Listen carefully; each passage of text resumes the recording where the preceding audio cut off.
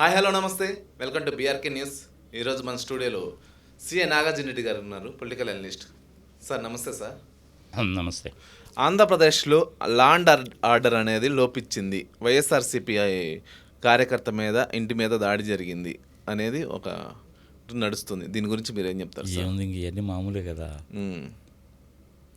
పెద్దగా చెప్పుకోవాల్సిందంటే ఏముండదు. పర్పస్ఫుల్గా ఇంటెన్షనల్గా ఉద్దేశపూర్వకంగా చేసే వీళ్ళు ఇట్లాంటి ఎంత ఎక్కువ చేస్తే, మొన్నమాట చెప్పాలంటే జగన్మోహన్ రెడ్డికి అంత అడ్వాంటేజ్. మామూలుగా వీళ్ళు ఏమీ చేయకుండా కనుక వదిలేసి ఒక 10 మందినో 20 మందినో పోలీసు వాళ్ళని పెట్టి మీరు పదండి సార్ అనేసి అంటే ఆయన పని ఏదో ఆయన చేసుకొని పోయేవాడు. మధ్యలో క్రౌడ్ ఎవరైనా కనుక వచ్చినట్టయితే పోలీసు వాళ్ళు కంట్రోల్ చేసేవాళ్ళు, పెద్ద ఇది ఉండేది కాదు. వీళ్ళు అనవసరంగా ఏంటంటే జగన్మోహన్ రెడ్డికి కావాలి అని అనుకోకపోయినప్పటికీ వీళ్ళు చేసే పని మూలకంగా జనాల క్రేజ్ ఇంకా పెరిగింది. ఓకే, 40% ఓట్లు వచ్చినాయి కదా, ఇంకేం కావాలి చెప్పు. సీట్లు అయితే 11 వచ్చినాయి కానీ 40% ఓట్లు వచ్చినాయి. ఈవీఎంలు కనుక మేనేజ్ చేయకుండా పర్ఫెక్ట్గా ప్రోగ్రామ్స్ కనుక రాచుంటే ఇంకొక 90 సీట్ల దాకా వచ్చిండే. 90 ప్లస్ 11 అంటే ఎంత అవుతాయి? 101 అయితే 101 ఈజీగా గెలిచేవాడు. ఇలాంటి రిస్ట్రిక్షన్స్ పెట్టడం మూలంగా జగన్మోహన్ రెడ్డికి అడ్వాంటేజ్. నేను మీ టీవీ ద్వారా ఏం చెప్తానంటే, అయ్యా జగన్మోహన్ రెడ్డి, నాకంటే వయసులో చిన్నవాడివి నువ్వు, ఇలాంటి వాటన్నిటిని నెగిటివ్గా తీసుకోకు, ఆవేశపడకు, కోపపడకు, పోలీస్ డిపార్ట్మెంట్ని తిట్టకు, ఇలాంటివన్నీ ఏమీ చేయకు, ఇది నీకే మంచిది. చేయని, ఎంత దూరం చేస్తారో చేయని. మహాత్మా గాంధీ చేయలేదా ఏంటి? అదే పద్ధతిలో నువ్వు కూడా వెళ్ళు. పెరుగుట విరుగుట కొరకే, వాళ్ళు ఎన్ని చేస్తే నీకంత మంచిది. ప్రజల్ని ఆపలేరబ్బా. 40% ఓటింగ్ వచ్చిన మనిషిని బయటకు వస్తే ఊరుకున్న తర్వాత జగన్మోహన్ రెడ్డి గారు కూడా మాట్లాడటం జరిగింది. పోలీస్ సోదరులకి నాకు వందనాలు అన్న రీతిలో మాట్లాడారు. కరెక్ట్, ఇంక ఇవన్నీ మాట్లాడుతూ ఉంటారులే కానీ దాని మూలంగా ఆయన కూటమి ప్రభుత్వం ప్రేరేపిస్తుంది, మీరు వాళ్ళ ఉచ్చులో అలా ఇంటి మీద దాడి చేయడం ఏంది టూ మచ్ కదా. దాడి చేయడం అనేది నువ్వు ఇప్పుడు చూస్తున్నావు, సంవత్సరం తర్వాత 12 గంటలకి, పోయిన సంవత్సరం 12 గంటలకల్లా రిజల్ట్ ఏందో తేలిపోయింది. అవును, 4 గంటల నుంచే అన్ని ప్లేసెస్లో కూడాను ఈ టీడీపీ కార్యకర్తలు వేరే వాళ్ళ మీద పడి దుమ్మి చేయడము, తిట్టడము, కొట్టడము చేశారు.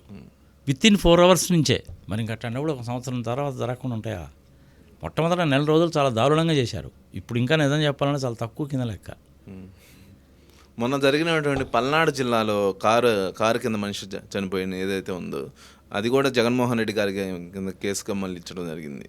ఇవన్నీ మామూలైన అబ్బాయిలు చెప్తుంటారు. ఇవన్నీ ఏది కాదు, వచ్చే కదా. అందుకనే కదా హైకోర్టు వాళ్ళు చెప్పు తీసుకుంటున్న సమాధానం ఎందుకు చెప్పారు? ఇలాంటి పనులు చేస్తున్నారు, దిక్కుమాలిన కేసులు పెడుతున్నారు కాబట్టి చేశారు. ఓకే, కానీ not to worry about it. ఒక్కసారి మోడీ గారు, అమిత్ షా గారు గట్టిగా కానీ నిర్ణయం తీసుకొని మేము మా తప్పు ఒప్పుకుంటున్నాము, మేము ప్రోగ్రామ్స్ అనేది గెలవడానికి అనుకూలంగా రాయించాము, మాకు ఓటేయ్యరు అన్న సంగతి తెలిసిన వాళ్ళని పేర్లు ఓటర్స్ లిస్టులో నుంచి తీయించేశాము అని ఒక్కసారి చెప్పమనండి వాళ్ళిద్దరిని. అంటే దీని వెనక మన మోడీ గారి హస్తం కూడా ఉందంటారా? మరి మోడీ గారి హస్తం లేకుండా చంద్రబాబు నాయుడు ఏం చేస్తాడు? చంద్రబాబు నాయుడు చెప్పకుండా మోడీ ఎందుకు చేస్తాడు? వీళ్ళ ముగ్గురు కలిసి చేసిన పని ఇది. ఓకే, ఒక్కసారి మోడీ గారు నా మాట చెప్పమానండి, కానీ ఆయన చెప్పడానికో అమిత్ షా చెప్పిస్తాడు.